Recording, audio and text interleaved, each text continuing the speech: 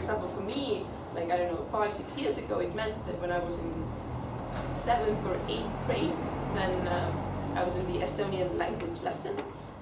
Then one of like the topics was debate, and that was the first time most children hear the word debate, and not simply like debate as discussion, but debate as a formal way of like debate that we know of debate about. And that's like the first place that a lot of the children learn about the word debate. I think this also links back to what I was speaking about, the purpose.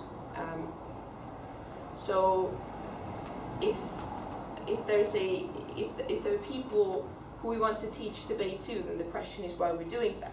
So if we have those, let's say we call these, like the first part are like subjects, like using debate as a means to teach different things. So I think like for very strictly, if we speak about only these things, then in that regard the purpose is probably not to have competitive debaters out of this process. So I think this links back to what I was saying about that, like after I've written down all the other like ways that we're doing things as well, the question is like why or which method we should use to get what purpose. So I think that like there are different purposes for teaching that. I think mainly it's to teach children to think better, more effectively, to criticize, analyze ideas, all of those things, not necessarily like having debaters out of them, but simply having like better or like, smarter people in a society. This is something that when it happened finally, like in a really like official level, we were really proud of it. It didn't work like in an instance, but like over time, over time it has been like with each year forward, a lot more is done in that regard to have it more and have it more specifically, have it in different. Like, the ideal is to have in different lessons in different fields or subjects. You can use the method of debate, and not simply like BP, Karl Popper or WSTC format, but like debate in a sense that like a different, or the format should not be like really formalized. It can be also like using argumentation skills, using like rebuttal, using structurizing things, the things like the main aspects of debating that we know, using them in teaching and learning other things. That overall works in the benefit of having more kids, because like they hear the word debate, they do some of the things, perhaps they like it, they will later go to the club. The second thing is I don't really know how to translate it, but I'd say it's subject of choice, in a sense that I think in a lot of other countries it's the same way, that in the education system, if you're in high school, then you have some obligatory lessons or obligatory subjects, and then you can choose things. And in Estonia, it is also in the national curriculum that if there's one student in high school who wishes to study debating, then the school has to offer that as a separate subject for which you can like get those like subject credits. I don't exactly remember what's the number of schools, how many do it, but in like if we think about main like bigger schools in towns and cities, then most of them, or a lot of them, do have debating as a subject. The same way as I teach debating at school, it's a subject that they can choose, like a course that they can choose. They learn it for the different ways, whether they learn it for a year, whether they learn it for some period or semester, but they usually get like their ticks that they take in the subject that they need. Which is like a step like forward into like real debate, or the debate that like is really formalized, in a sense that like we have a curriculum that we've developed for these things, that like for example teachers can use, like real teachers, like in a sense that if I go to high school club like I do, if I teach the children, then I usually like I use some of the things that come from the curriculum. I don't like specifically follow it, but that's usually fine, because I've learned debate differently, and I have my own experience and things that a person who has debated for a very long time can do differently versus someone who hasn't debated and has learned to teach other people to debate. But for teachers, we do have a curriculum that they can use if they wish to teach debates. And that goes a step further in a sense that, like, if here a child simply learns about some knowledge, some things, then here they usually probably debate as well, like do real debate on different motions and not simply about the subject things that happens in the first place. So people debate and they really learn about debating. Yes? Who teaches that?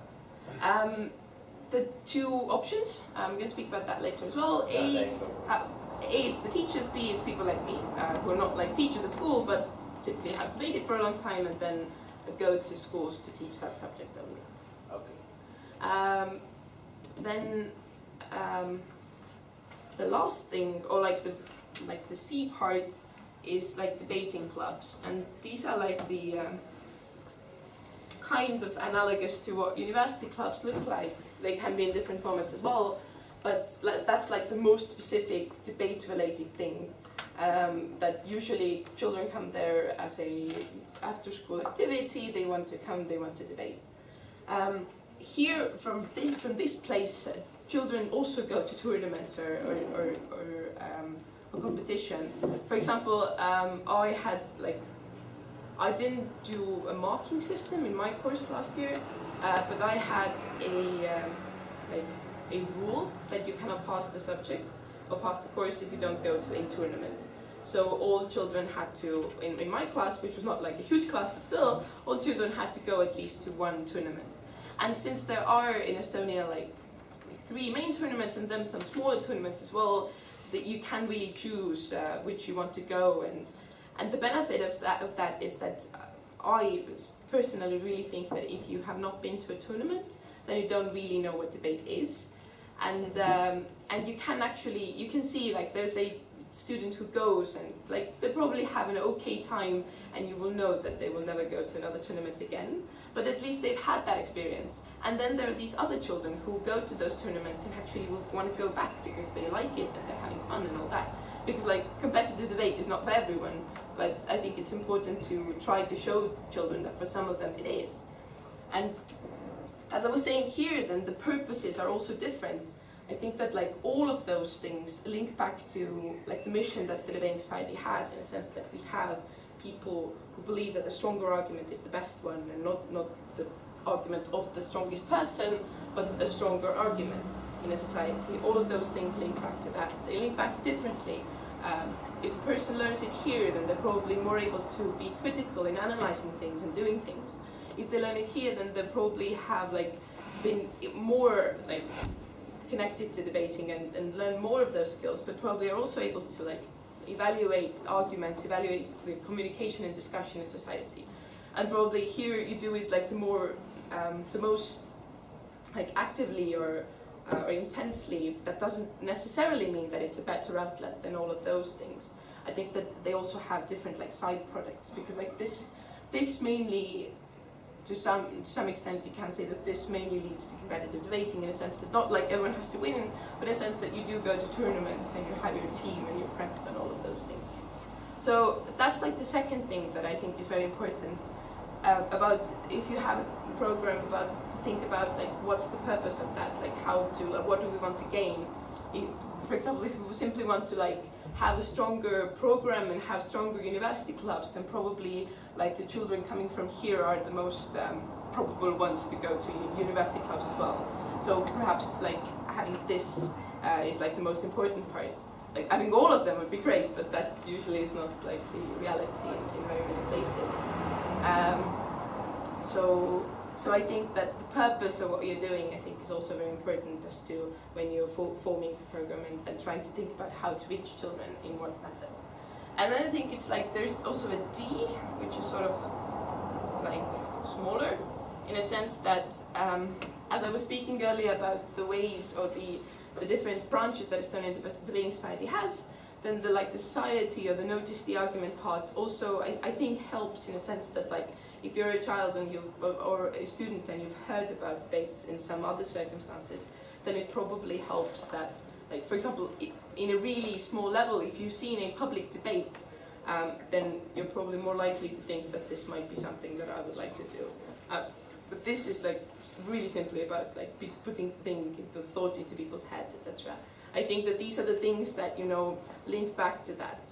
in the future, like not like in the near future, but ideally also in Estonia, the social or the training company part could also link back to here, in a sense that if my parents are being taught how to argue or how to debate in the workplace, for example, by us giving them trainings, then perhaps these parents would like their children to also debate, because they think that debating is also one of those things. So I think that this list could go on and on. I think these are the main things that happen in Estonia at the moment. I think there could be other things as well, but these are the things that we've mainly been focusing on. So this leads me to like the three most important things that there are. I think there are schools, which deal mainly with these things. Then there are clubs, like debating clubs, like high school clubs that are here. And then like sort of here, like for not all of those things, but a lot of them lead to tournaments.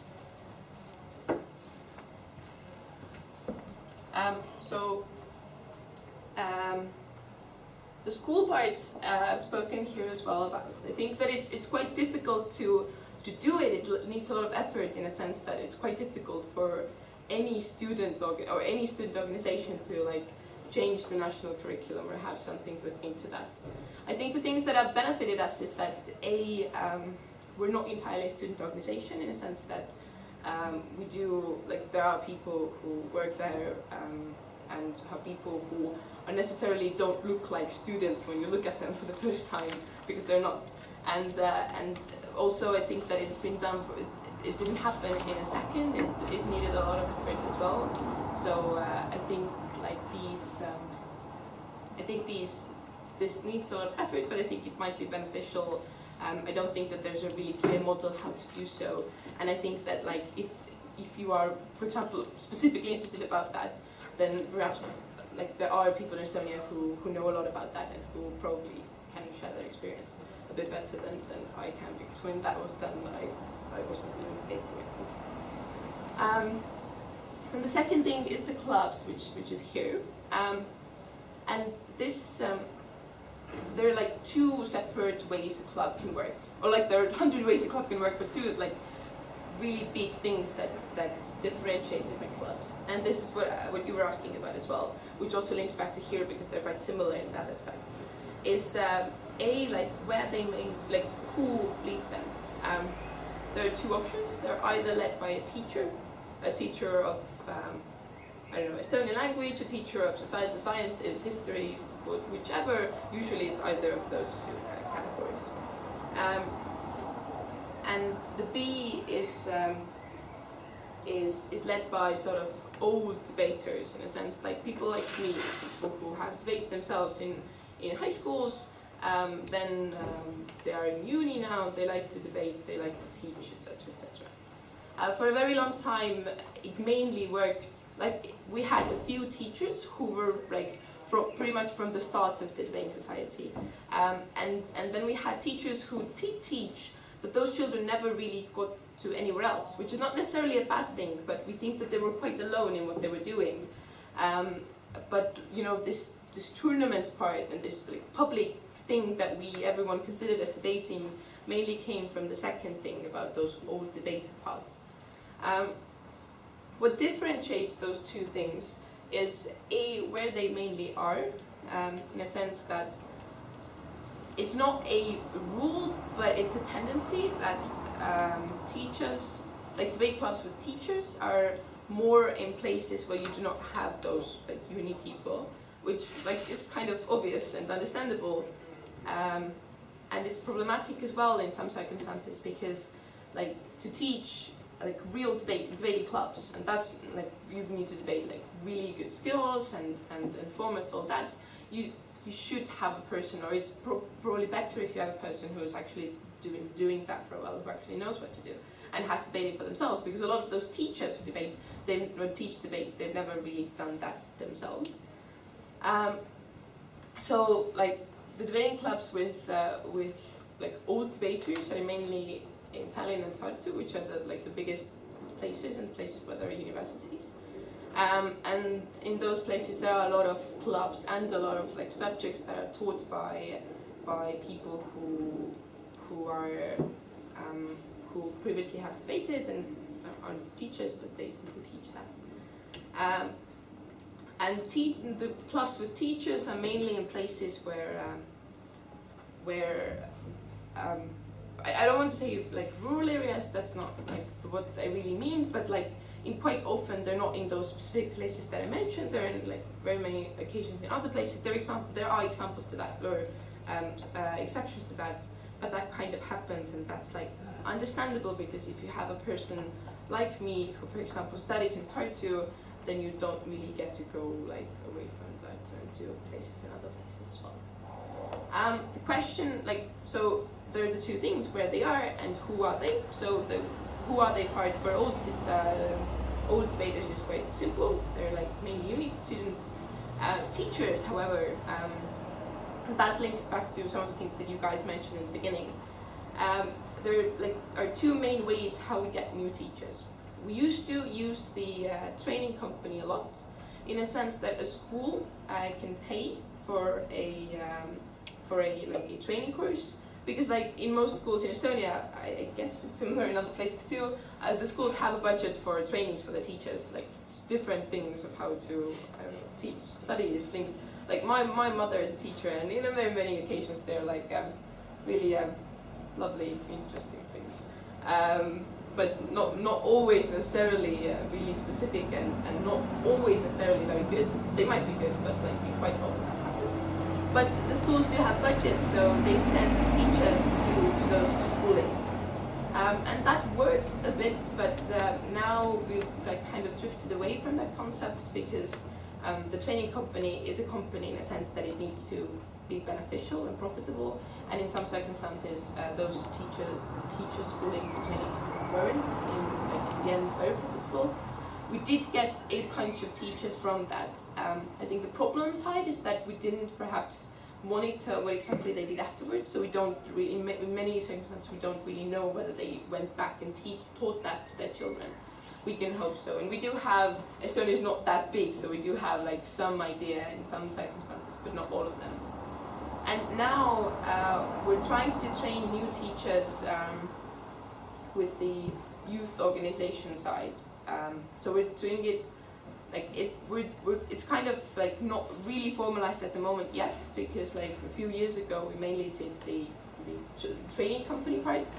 But now it works, like really simply it works that there's a person that I mentioned also, who's that development director, who usually speaks to all of the schools in Estonia, like for example emails every school, and usually also calls them and asks, are you debating, do you have debate, in what like form, do you, in any of these or any other form, do you have debate, and how that works. And then tries to like get those teachers to come and learn, and goes to different places to teach debate, and other people also from, as a volunteer basis, from that youth development side or youth organization side, go and teach debaters. There are different ideas for the future. For example, we would like to have debating, or how to teach debating as part of the teacher schooling in universities, so that like it kind of feels like we're compensating, like that we have teachers who come out from university, we're great teachers, and then we would like them to teach something else, which they could be taught to teach originally in universities, which means that we wouldn't have to compensate later and try to track them down and try to teach them.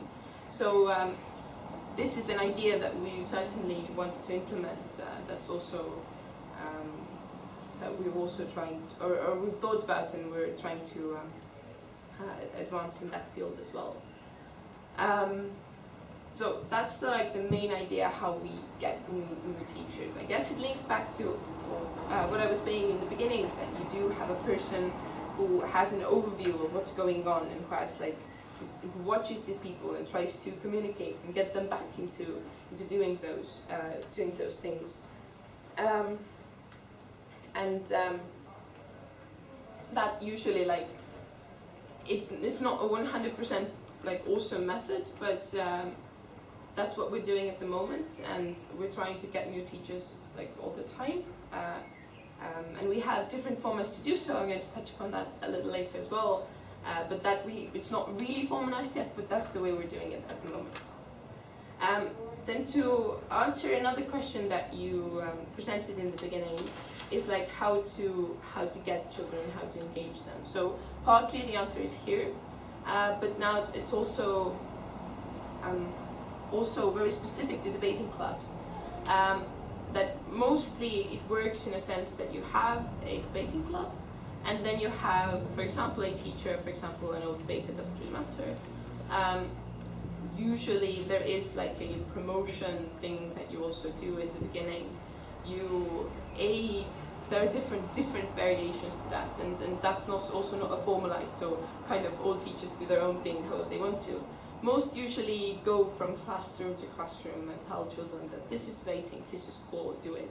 Like it's the different forms of how to do it and what to like focus on, whether it's simply focus on the benefits that you get or focus on how awesomely social great thing debating is. So you can like form your own way of doing that, but that's that's something that is always done. Also, very many schools have like public debates to teach children and show children that this is how debating is done. For example, in our school, it was done like children against teachers, so that attracted like a lot of attention. You could also use that in a promotion, saying that hey, you can say a teacher is wrong or doing stuff like that. So this is like in the most micro level of how schools mainly get children to debate. It's different in a sense that in some schools there is a really long tradition and clubs are always full with children. In other places it's much more difficult because you're new and you're like struggling and trying to do so. In some schools I think that like it's very difficult and it does not work, and you need to come up with a different specific solution for that specific school. But these are the main things.